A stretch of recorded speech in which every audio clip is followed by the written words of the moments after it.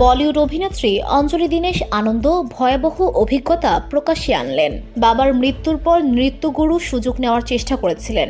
সম্প্রতি এক সাক্ষাৎকারে শৈশবের ভয়ঙ্কর অভিজ্ঞতা জানালেন অঞ্জলি। মাত্র ৮ বছর বয়সে বাবাকে হারিয়েছিলেন অঞ্জলি। সেই সময়ে তার জীবন নিয়ন্ত্রণ করতে চেয়েছিলেন তার নৃত্যগুরু। এমনকি অঞ্জলির পরিবারের উপরেও নিজের আধিপত্য তৈরি করার চেষ্টা করেছিলেন তিনি। অঞ্জলি বলেন, আমি বুঝতে পারছিলাম না কি করব। তখন আমার মাত্র ৮ বছর বয়স। বাবার মৃত্যুর পর তিনি বলতে শুরু করলেন, আমি তোমার বাবা। আমি ওর কথা বিশ্বাস করেছিলাম, কারণ আমার কাছে আর অন্য কোনো উপায় ছিল না।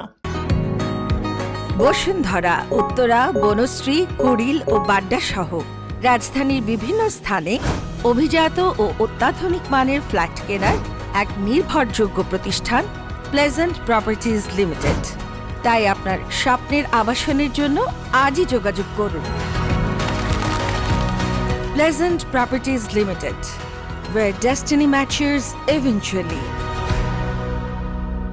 অঞ্জলি বিশ্বাস করতে শুরু করেছিলেন নৃত্যগুরুই তার বাবা। তারপরেই তিনি নানাভাবে স্পর্শ করতে শুরু করেছিলেন। অঞ্জলি বলেন, আমাকে স্পর্শ করতে শুরু করলেন ধীরে ধীরে। একদিন হঠাৎ আমার ঠোঁটে চুম্বন করে বললেন, বাবারা এমনই করেন। এরপর দিন দিন অঞ্জলির জীবনের গতিবিধি সব নিজের হাতের মুঠোয় নিয়ে নিয়েছিলেন সেই নৃত্যগুরু। অঞ্জলি সারাদিন কি করছেন, কোথায় যাচ্ছেন, সব খবর রাখতেন তিনি। এই নৃত্যগুরুর হাত থেকে মুক্তি পেতে বেশ অনেক বছর কাটিয়ে ফেলতে হয়েছিল অঞ্জলিকে। তিনি জানিয়েছেন, অবশেষে তার প্রথম প্রেমিক নৃত্যগুরুর হাত থেকে বেরোতে তাকে সাহায্য করেছিলেন।